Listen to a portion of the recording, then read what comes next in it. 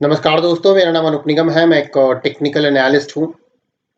पिछले वीडियो के माध्यम से हमने ये समझने की कोशिश करी थी कि जो कॉल ऑप्शन होती है, जब हम उसको लॉन्ग करते हैं तो उसका पे ऑफ हम कैसे कैलकुलेट करते हैं।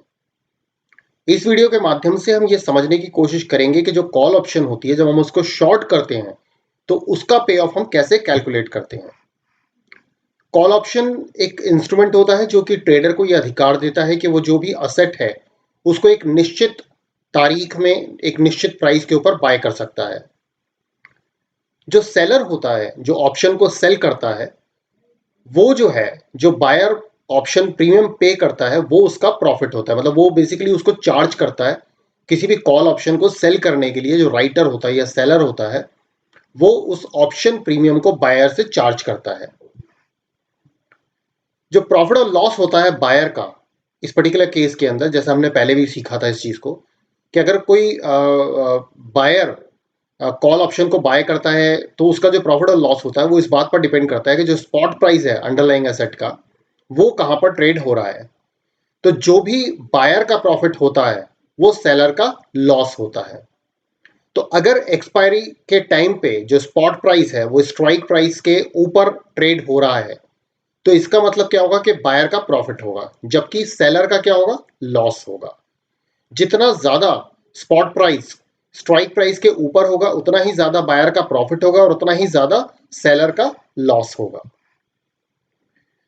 अगर स्पॉट प्राइस स्ट्राइक प्राइस के नीचे रहता है, मान लीजिए अगर एक्सपायरी के टाइम पे स्ट्राइक प्राइस जो है वो स्पॉट प्राइस के ऊपर है, तो उसमें क्या होगा कि जो बायर होगा वो अपनी ऑप्शन को एक्सरसाइज नहीं करेगा, और इससे क्या होगा कि वो जो उसकी ऑप्शन है वर्थलेस एक्सपायर हो जाएगी। तो इसका बेनिफिट मिलता है सेलर को। सेलर ने जो ऑप्शन प्रीमियम बायर से चार्ज किया है, वो पूरा का पूरा ऑप्शन प्रीमियम सेलर को मिल जाता है, तो वो उसका प्रॉफिट होता है। अब जैसे मान लीजिए जो कोई ट्रेडर है, उसने किसी स्टॉक एक्स को किसी स्टॉक एक्स की 2250 की स्ट्राइक प्राइस को सेल किया, कॉल ऑप्शन को सेल किया। तो वो क्या करेगा, जब उसने उस स्ट्राइक प्राइस को सेल किया तो वो उसको बाय करेगा किसी फ्यूचर डेट पे किसी अननोन प्राइस के ऊपर। तो जब भी हम किसी ऑप्शन कॉल को सेल करते हैं तो उसका मतलब ये होता है, वो ऐसा मतलब कहा जाता है कि ये शॉर्ट कॉल है। तो अगर स्पॉट प्राइस ऊपर जाएगा स्ट्राइक प्राइस के, तो क्या होगा, जो सेलर है उसको लॉस होगा। लेकिन अगर स्पॉट प्राइस स्ट्राइक प्राइस के नीचे रहेगा तो सेलर को प्रॉफिट होगा।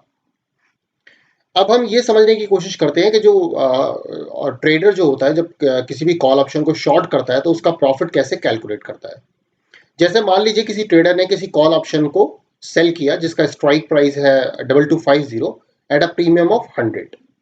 अब अगर ये जो प्रीमियम है 100, ये घट करके हो जाए 95, तो इसका मतलब उसको प्रॉफिट कितने का हो गया, 5 का। और अगर इस स्टॉक का जो लॉट साइज है वो 1000 का है, तो इसका मतलब उसका प्रॉफिट कितना हो गया, 5000 का। अब आइए इसी तरह से एक लॉस का भी सिनारियो देख लेते हैं। जैसे मान लीजिए किसी ट्रेडर ने कॉल ऑप्शन को सेल किया 2250 स्ट्राइक प्राइस की एट अ प्रीमियम ऑफ 100, और ये प्रीमियम बढ़ करके हो गया 105, और अगर इसका लॉट साइज 1000 है तो इसका मतलब लॉस हो गया 5000 का। इसमें जो तीसरा सिनारियो होता है वो ये होता है कि मान लीजिए ट्रेडर ने कॉल ऑप्शन को सेल किया 2250 स्ट्राइक प्राइस की 50 रुपीज के प्रीमियम पे। तो अगर जो स्पॉट प्राइस है अंडरलाइंग असेट का, वो जो है वो स्ट्राइक प्राइस के नीचे रह गया एक्सपायरी के टाइम पे, तो इस केस में क्या होगा कि जो और अगर मान लीजिए इसका जो लॉट साइज है वो 100 है, तो बायर क्या करेगा, क्योंकि स्पॉट प्राइस स्ट्राइक प्राइस के नीचे रह गया, तो इस केस में क्या करेगा, बायर जो है वो ऑप्शन को वर्थलेस एक्सपायर होने देगा, यानी उसको एक्सरसाइज नहीं करेगा। तो इस केस में जो सेलर है उसका प्रॉफिट हो जाएगा 50 × 100, दैट इज 5000 रुपीज। तो पूरा का पूरा जो ऑप्शन प्रीमियम है वो उसका प्रॉफिट हो जाएगा। तो आइए अब इसी चीज को ग्राफ से समझने की कोशिश करते हैं। जैसे मान लीजिए जो ट्रेडर है उसने 2250 स्ट्राइक प्राइस की कॉल को सेल किया 100 रुपए के प्रीमियम पे। तो अगर इसका जो स्पॉट प्राइस है वो स्ट्राइक प्राइस के नीचे रहता है, तो क्या होगा, उस केस में सेलर का प्रॉफिट होगा। लेकिन अगर यही स्पॉट प्राइस स्ट्राइक प्राइस के ऊपर ट्रेड होना शुरू हो जाएगा, तो उस केस में क्या होगा, सेलर का लॉस शुरू हो जाएगा। तो दोस्तों इस वीडियो के माध्यम से हमने ये समझने की कोशिश करी है कि जब भी कोई ट्रेडर कॉल ऑप्शन को शॉर्ट करता है तो उसका प्रॉफिट किस प्रकार से कैलकुलेट करते हैं। तो अगर आपको ये वीडियो अच्छा लगा हो तो आप इसे लाइक कीजिए, मेरे चैनल को सब्सक्राइब कीजिए और इस वीडियो को ज़्यादा से ज़्यादा लोगों के साथ शेयर कीजिए। थैंक यू, धन्यवाद।